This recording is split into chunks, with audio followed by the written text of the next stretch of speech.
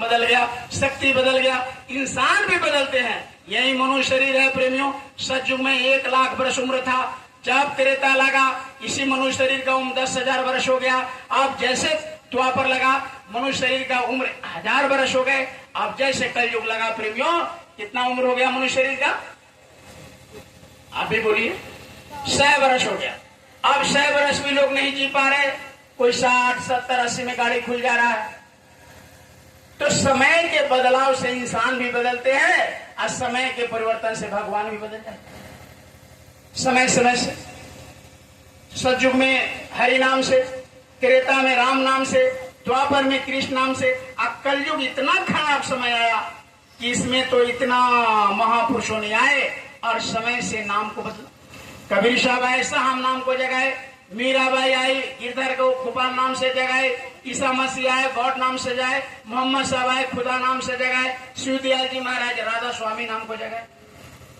तो प्रेमियों, जब जैसा युग आता है इंसान बदलते रहते, समय समय से उस भगवान का नाम भी बदलते रहता है प्रेमियों। इसमें शंका करने की बात नहीं।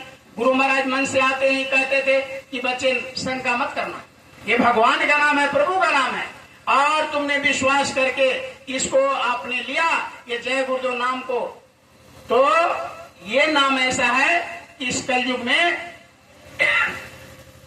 बचाने वाला नाम है। आगे जो विनाशकारी समय आएगा उसमें ये यानी आपका कवच का काम करेगा। जय गुरुदेव नाम आपको मलहम का काम करेगा। इसलिए गुरु महाराज ने कहा कि ये जय गुरुदेव नाम को बराबर हमेशा अपने अंदर में लेते रहो, जहां मुसीबत में आए उसका परीक्षा भी कर सको। तो गुरु महाराज ने कहा कि ये कोई नया नाम नहीं, सभी महापुरुषों ने आए और समय समय से, क्योंकि महापुरुष ने एग्रीमेंट किया, भगवान ने एग्रीमेंट किया कि जब जब हुई धर्म के हानि, पारे असुर महाभिमानी, तब तब प्रभु धरी मनुष्य शरीरा ना से रोग हरे शतीरा। कहा कि जब जब धर्म का हानि होगा, धर्म अत्याचार का बोलबाला बढ़ेगा, अधर्मियों का बोलबाला बढ़ेगा, धर्म का नाश होगा, तो मैं इंसान बन करके आऊंगा, मनुष्य रूप धारण करूंगा। तो प्रेमियों, तमाम लोग आते रहे और इस धर्म पर, अभी कलयुग में भी धर्म का एक पैर टूट गया है और तीनों पैर लड़खड़ा रहा है। तो गुरु महाराज आ गए, उनके पहले भी बहुत संत लोग हैं और नाम को जगाया। जैसे मोहम्मद साहब के पहले कोई खुदा नाम नहीं जानता था, मीराबाई के पहले कोई गिरधर गोपाल नहीं जानता था, ईसा मसीह के पहले कोई गॉड नाम नहीं जानते थे, शिवदयाल जी महाराज के पहले कोई राधा स्वामी नाम नहीं जानते थे, और गुरु महाराज के पहले कोई जय गुरुदेव नहीं जानते। तो प्रेमियों, गुरु महाराज आए, नाम को जगाए। तो सभी महापुरुष, नाम कैसे जगाया जाता है प्रेमियों? ये पाकड़, बरगद और पीपल आपने कभी नहीं देखा होगा खेत में झुंड के झुंड लगे। आप लोग भी सुनिए, खाली नाच और ड्रामा में आप लोग बाजा बांधते ना, और ना उठेंगे ड्रामा में, और उसमें नींद नहीं लगता है, इसमें देखे दोनों सो गया ऐसे। सुनो भाई, ये मनुष्य शरीर फिर नहीं मिलेगा। बहुत बांधता होगा कौन कौन। अभी इस कार्यक्रम में थोड़ा सुनिए क्या कहा जाए। अब उसमें तो लगा दिया, मजा आ रहा है, तो इसमें मन को मारा जाता है। जिन्होंने मार मन डाला उसी को सुरमा कर, उसी को वीर कहते। ये मन मारने का कार्यक्रम है, और वो सब कार्यक्रम होता है ना, मन को उस्काने का काम होता है। गुरु महाराज कब कहते तू साधु बन जाओ? गुरु महाराज कहते घर में रहो, बाद में बच्चे में परिवार में रहो, साधु बनने की जरूरत नहीं है। जो साधु बन जाएगा वो नरक में जाएगा। ये गुरु महाराज का शब्द, सीधे नरकों में। क्योंकि तुम्हारा माता का, पिता का, भाई का, बंधु का, समाज का, देश का कर्जा है। सबको मेहनत और ईमानदारी से रोटी कमा करके और खाओ खिलाओ, और सबको प्रेम मोहब्बत करो, और उसी में थोड़ा छिप करके इस आत्मा का भी खुराक दो, आत्मा को भी किसी महात्मा से मिल करके और नामदान ले करके, और इस आत्मा को जगाओ, और आत्मा को जगा करके जीते जी उस मालिक को पहुंचो। तो इसलिए महापुरुषों ने कहा, प्रेमियों, गुरु महाराज ने बहुत अथक परिश्रम किया।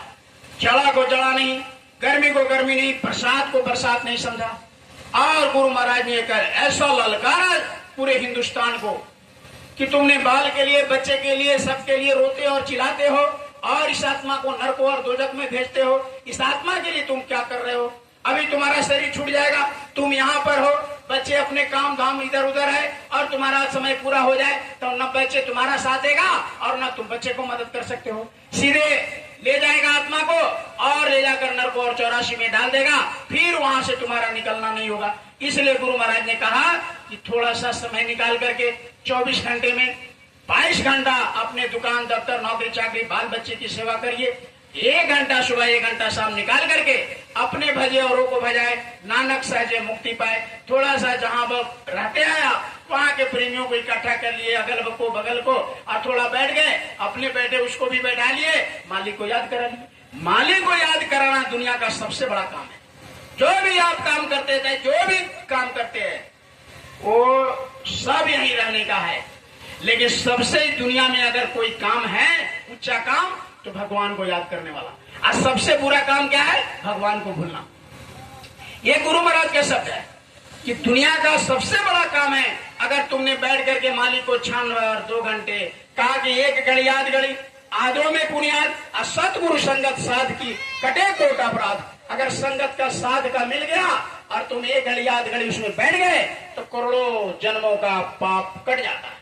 इसीलिए पहले महापुरुष तीर्थ बनाए थे, धाम बनाए थे, लोग पैदल जाते थे, धाम में जाते थे, अपना झूठ छोड़ा, अपना गलती छोड़ा, अपना बुराई छोड़ा, सब जाते थे गंगा में स्नान करते, 1 डुबकी लगाया, 1 पाप छोड़ा, दूसरा डुबकी लगाया, दूसरा पाप छोड़ने का संकल्प लिया और पाप साफ होकर के आते थे तीर्थ से। अब क्या हो गया?